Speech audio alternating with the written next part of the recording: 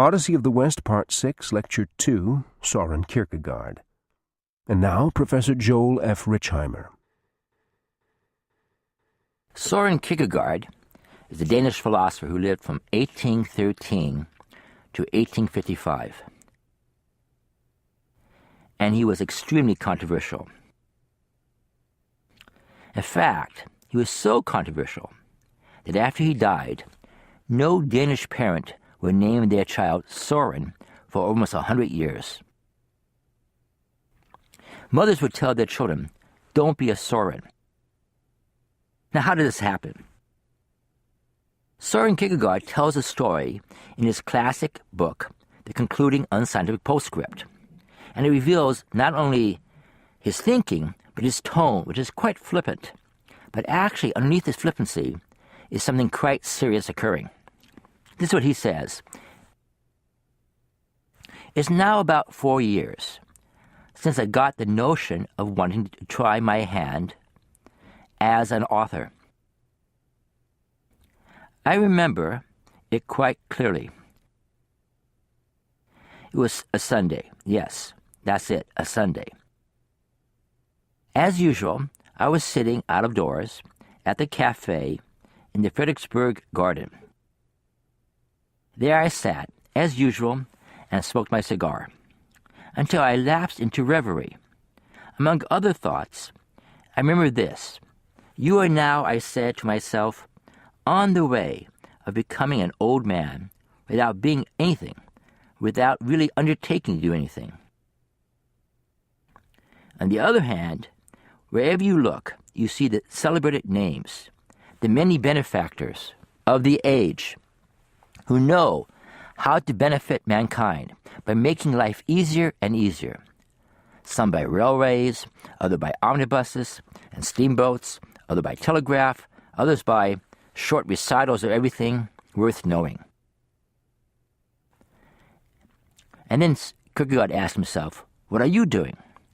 Here my self-communion was interrupted, for my cigar was burnt out, and a new one had to be lit.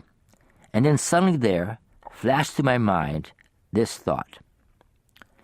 You must do something, but inasmuch as with your limited capacities, it will be impossible to make anything easier than it's become, you must undertake to make something harder.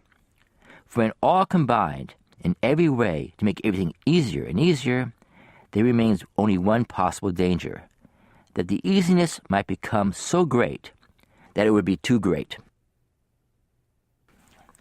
So Kierkegaard took on the project of making life more difficult for the Danes, to make life harder. Denmark, like all of Europe, everything was being organized.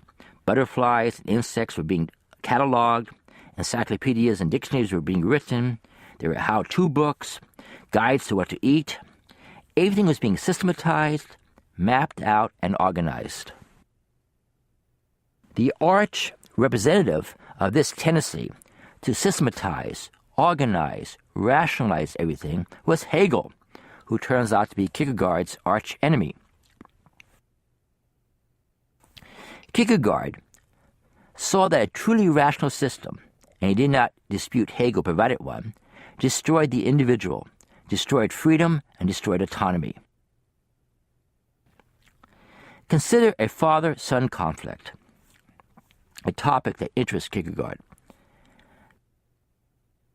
The father, being more rational, sees the options for the son, tells him what he should do, and the father is right.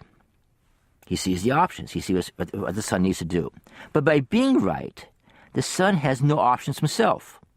He loses his autonomy. So there's a tension for Kierkegaard between rationality and autonomy. The rational person, who correctly sees the world, takes away the autonomy of individuals. And this, in fact, he accuses Hegel of doing.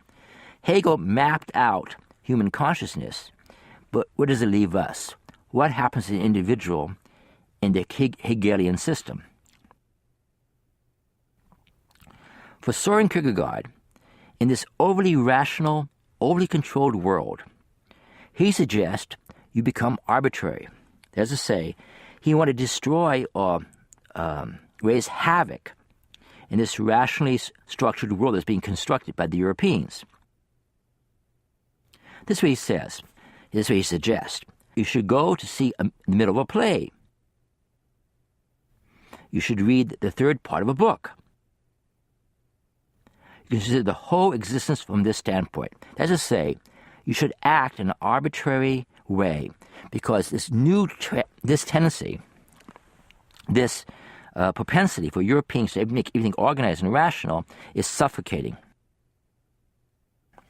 So this is how Kierkegaard did that.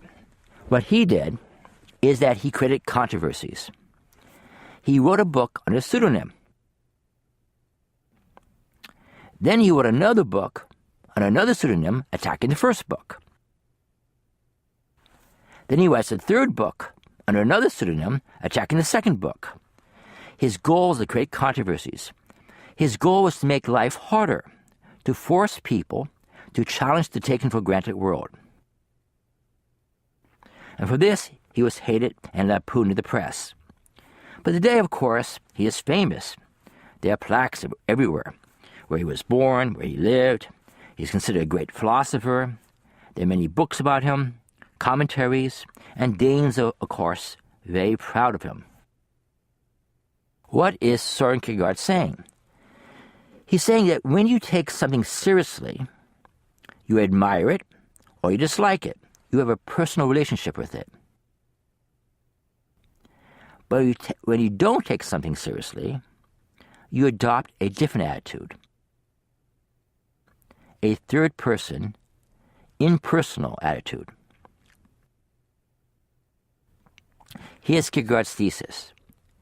The modern era, the era that we live in, takes nothing seriously. Okay? We have a third-person, impersonal attitude toward everything. So we don't allow anything to penetrate us. We always maintain our distance. Kierkegaard is interested in a particular relationship, not the relationship between men and women, for instance, or the relationship between humans and the state, or humans and the society. Rather, he's interested in the relationship you have with yourself. He claims that all these other relationships, the relationships between men and women, citizens in the state, citizens in the society, all these other relationships are parasitic on this primary relationship, this relationship you have with yourself. He calls this relationship subjectivity. By subjectivity, and that's a big topic, he means this rich world that includes your fantasies, and we all have fantasies, your childhood memories, your dream life,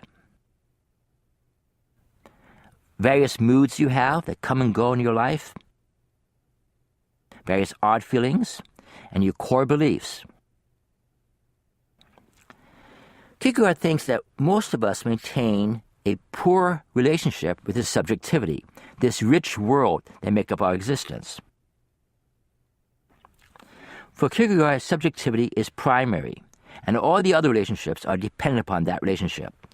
The primary relationship is how you relate to yourself. Subjectivity, our relationship to ourselves, is being destroyed in the modern era, being replaced with impersonal relationships. This is what Kierkegaard wrote in his classic book, Fear and Trembling. He describes a situation where a parson gives a sermon.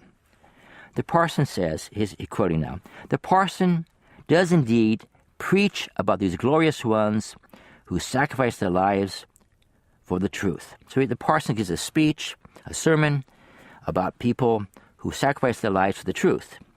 Then Kierkegaard continues. But imagine the following, he says.